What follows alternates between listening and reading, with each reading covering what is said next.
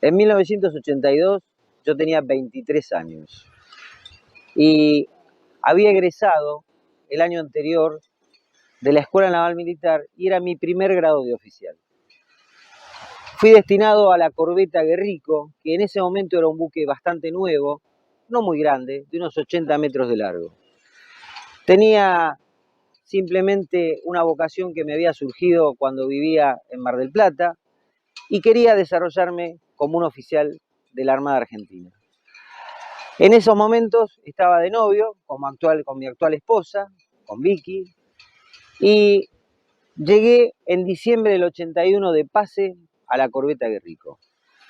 Hicimos una sola navegación en el mes de febrero y luego en marzo entramos en reparaciones. El viernes 26 de marzo de 1982 nos encontrábamos con el buque en reparaciones generales.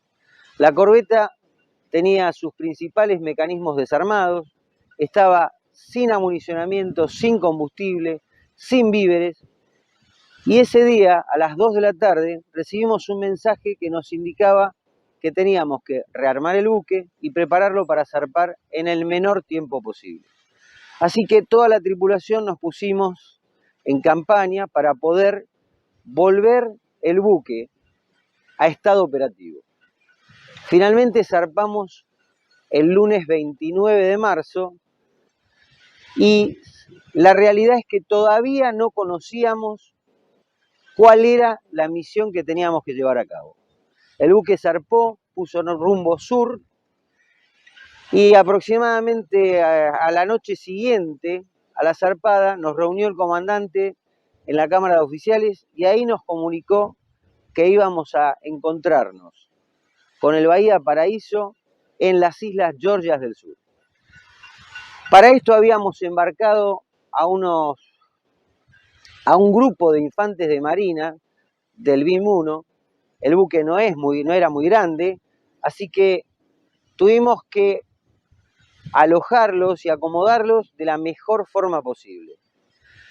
Finalmente, el día 2 de abril, luego de que se habían recuperado las Islas Malvinas, nos reunimos con el Bahía Paraíso. Ya era bastante de noche, así que dejamos las maniobras de traspaso de materiales y de personal para el día siguiente. En la mañana del 3 de abril nos reunimos en Bahía Cumberland con el transporte Bahía Paraíso, hicimos el traspaso de los hombres de infantería de marina y ellos nos pasaron material básicamente de cartas náuticas y cuarterones del lugar que no poseíamos, y aproximadamente a las 11 de la mañana nos dirigimos hacia el puerto de Grytviken. En ese lugar sabíamos que se hallaba personal del SAS, el Servicio Antártico inglés, que tenían las funciones de ser delegados del gobernador de Malvinas. En esas islas anteriormente se había producido un incidente con obreros argentinos que habían trabajado en Leyte para desarmar una antigua ballenera. Así que, yendo delante del Bahía Paraíso, se nos indicó que se iba a hacer una operación de helidesembarque. El Bahía Paraíso tenía un helicóptero Alouette naval y un Super Puma de ejército, ya que venía de la campaña antártica.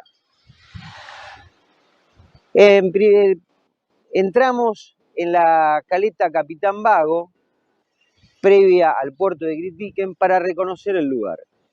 En esa primera entrada pudimos ver que había tropas británicas que se encontraban en el lugar. Eso realmente no lo conocíamos hasta ese momento. Y teníamos una orden de tratar de hacer lo suficiente como para cumplir la misión de poder conquistar Georgia, pero causando la menor cantidad de daño posible a las fuerzas de oposición. Así que hicimos ese primer reconocimiento, le indicamos al Bahía Paraíso que había tropas británicas y comenzó el helidesembarco. El primer vuelo del helicóptero Super Puma pudo aterrizar sin inconvenientes cerca de una zona de un pequeño muelle que está en la punta King Edward, donde había un edificio bastante grande al cual habíamos denominado el hospital. No era un hospital, pero su forma nos pareció que era una forma práctica de poder indicarlo. Ese vuelo lo hicieron con una aproximación indirecta y no tuvieron realmente inconvenientes. Bajaron ahí los primeros hombres con el teniente Luna y quedaron en tierra. Cuando salimos nuevamente de la caleta Capitán Vago, estábamos en proximidades de la punta King Edward y el comandante inicia una nueva aproximación. Cuando nos acercamos, pudimos ver, en realidad yo lo pude ver por el lugar donde estaba sobre el puente de comando, en lo que se llama el puente de señales de la corbeta, y vi cómo el helicóptero era impactado por tiro proveniente de las tropas británicas que estaban en cercanías del hospital. Recuerdo perfectamente el humo blanco que salió del helicóptero, el cual pudo hacer autorrotación y anavizar en la costa que estaba enfrente de la punta King Edward. A partir de ahí comenzó el combate. La realidad es que la corbeta se hallaba muy próxima a la punta King Edward, unos 200 metros aproximadamente, y todo el fuego se concentró en el buque. Y eso permitió que no fueran atacadas las tropas que teníamos en tierra, que en realidad eran muy pocas como para poder llegar a conquistar el lugar. En esa entrada tuvimos que volver a virar dentro de la caleta Capitán Vago, que es un lugar muy pequeño, con muchos cachillullos cercanos a la costa y que le daba al comandante no más de 200 o 300 metros para el giro. Así que casi girando en un punto, volvimos a salir y fuimos nuevamente atacados. En esos ataques sufrimos algunas bajas, entre ellas la del cabo Huanca, que era uno de los operadores del cañón de 40 milímetros que habíamos utilizado en esos momentos. Sufrimos algunas trabas de armas y en especial en la salida tuvimos una cantidad de fuego bastante concentrado en todos los lugares donde había operadores de armas y donde había personal que se dedicaba a dirigir dichas armas, dado que la proximidad a la costa no permitía hacer un fuego dirigido por radar. Allí, en ese momento, fui herido yo y también el cabo Monzón, que estaba en el montaje de 100 milímetros. Todo esto sucedió en aproximadamente unos 50 minutos de combate, que por supuesto parecieron muchos más. La realidad es que, a pesar de los inconvenientes que tuvimos, el buque pudo salir nuevamente de la caleta y se ubicó a unos 600 metros de la punta King Edward. Desde allí, con un tubo del cañón de 40 milímetros, se realizaron 3 salvas. La primera fue larga, la segunda muy corta y la tercera dio perfectamente donde estaban las tropas británicas. Con posterioridad a eso, se vieron primero un humo blanco y luego una bandera blanca. Eso indicaba que las tropas que resistían se habían rendido y finalmente pudimos completar la misión. No fue sencillo, la oposición fue muy superior a lo que esperábamos, pero a pesar de eso pudimos realmente llegar a conquistar el lugar y pudimos ver cómo nuevamente ondeaba la bandera argentina.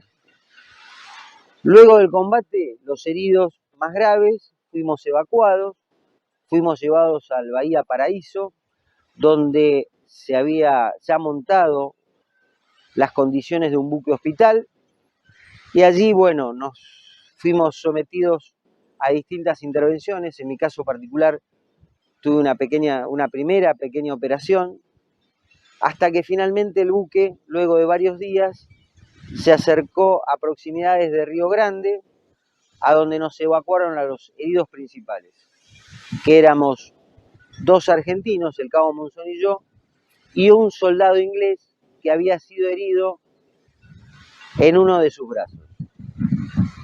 De allí nos evacuaron a la ciudad de Buenos Aires en el Learjet de la Gobernación. Bueno, la realidad es que Malvinas, en mi caso particular, fue un punto de inflexión en mi vida. En ese momento, con 23 años, perdí un ojo como consecuencia de las heridas que sufrí en combate, y eso me dificultaba continuar la carrera normal que yo había seguido en la Escuela Naval para ser comandante de un buque. Así que la Armada me dio la oportunidad de estudiar una nueva carrera y realicé la carrera de ingeniería en el Instituto Tecnológico de Buenos Aires. A pesar de haber cambiado mi orientación, pude continuar mi carrera naval y culminarla en el mayor grado, o sea, de almirante, sin ningún tipo de inconveniente.